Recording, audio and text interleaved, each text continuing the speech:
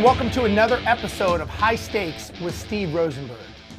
Now, I know that a lot of people on here are entrepreneurs or want to be entrepreneurs, we'll say, but they're trying to figure out how to grow their business.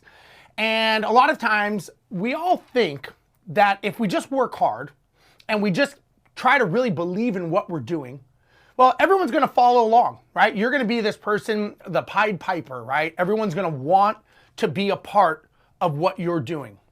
But unfortunately, you start realizing that as your business grows, and then you have to start hiring people because a business is a form of leverage and utilizing team members, hiring people is the best form of leverage. You start to realize that maybe, just maybe, you don't really get along with all the other different people that you are hiring. And you don't really understand them. They don't seem to have the drive that you have. Maybe some people think a lot slower than you and you think very fast on your feet, or maybe vice versa. Maybe some people are really go-getters and hard chargers, and other people are a lot slower and they're more conservative. They want to talk it through.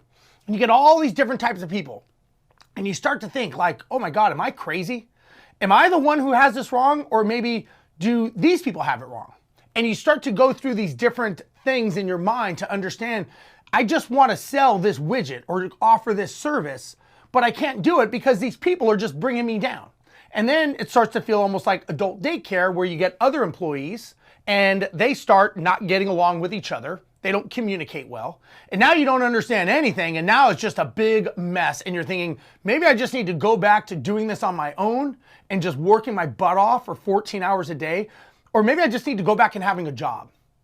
But what if I told you there's something you could do to actually understand different personalities? That something is called disc profiling. It's D-I-S-C. Now, at my event, I'm doing a big mansion mastermind for business owners, October 12th through 14th.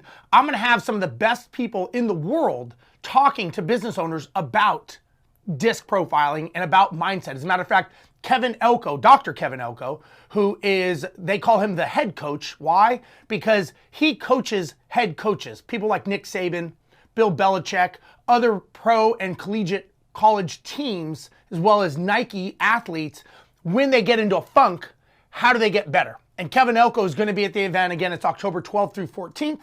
If you want to know more, just click on the link in the bio and you can learn more about the Mansion Mastermind here in Houston. But along with Brad Lee, the Iron Cowboy, who owns 2 Guinness World Records, and Errol Allen, who's a process and procedures expert.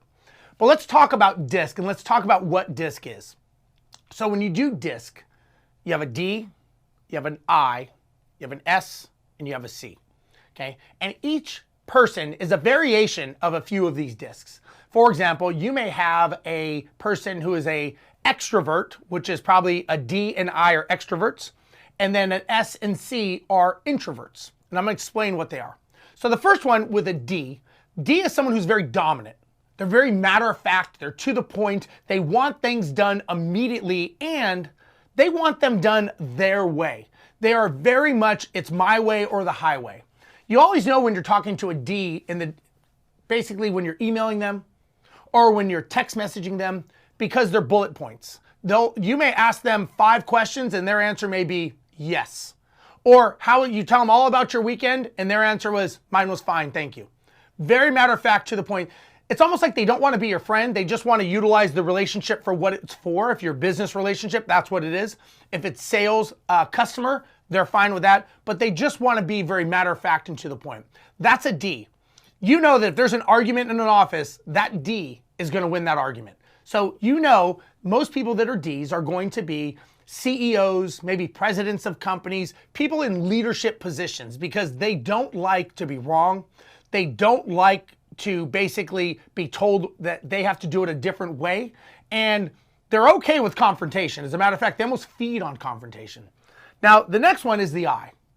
The I is someone who's influential. They're like the social butterfly. Nothing goes wrong with the I. They're very happy, they're chatty, they're happy-go-lucky. Normally, these are people that are very bubbly. They think on their feet. They're very enthusiastic about doing things. And they are the ones that are constantly the life of the party. So they show up at an event and Tom is here. Everyone loves Tom. He does a 3-hour lunch with people that he's never met. These are normally going to be salespeople. Salespeople are good I's because they get along with people and they do a good job with making people feel good and creating rapport. What they don't like doing is they don't like repetitive tasks, and they don't like to basically be outside of a group. They want to be in the group. They want to make sure that the group knows that they're a part of them, and they want to please that group. So the I's are always very bubbly. You'll know because they use big words like fantastic, gorgeous, oh my God, that's amazing. That's what an I does. That's how I's communicate. Now you have the S, right? Now the I and the D, those are going to be people that are extroverts. Now we go into the introvert side. The introvert side is the S and the C. So the S is someone who's sentimental. They talk with their feelings. They're always thinking about everybody else, maybe not themselves. If you make a decision, they want to know how does it affect the rest of the group. If you say something, they want to know that they did not upset you when they said it. So S's are sentimental, S's are very emotional, and S's do jobs like nurses, school teacher. They do it out of the goodness of their heart. And they talk with a lot of auditory tones like, did you hear how he talked to me? I'm not feeling very good today. I don't like his tone. That's an S, right? So S's are secretaries, nurses, like I said, they may be child protective services. They do things out of the goodness of their heart. Now, the next one is the C. C's are very compliant. They're data driven. They love spreadsheets, and not just one, maybe 2, 3, or 4 spreadsheets to learn all the facts. Now, C's will write you an email that's about 5 pages long because it's very, very detailed. They want to know all the facts. They want to go slow. They want to think things through. And they want to make sure that they have everything very, very clear before they start. C's are very, very slow to make a decision. They're quick to think, but they won't say their decision or they won't say what they're thinking until they have all the facts. So they're very reserved. A C is the kind of person that will come into the office every day, doesn't need to talk to anyone, sits down at his desk or her desk. They do their job. They bring their lunch. They eat it at their desk. They do this for 30 years. At the end of that term, they go, that was the best job I've ever had. I didn't have to talk to anyone. I did my job and I did it well and I'm proud of my work. That's going to be a C. Now, C's are going to be engineers. Actually, marketing people are C's. Right? Attorneys, accountants, these are people that are C's. They're not necessarily team-oriented, but they'll be on the team, but they're very quiet. They'd rather work by themselves, but they understand the value of the team. So again, you got a D, you have an I, you have an S, and you have a C. What you need to understand is when you own a business, all of these roles are pertinent and necessary to run your business. You've got marketing, which makes the phone ring. That's a C.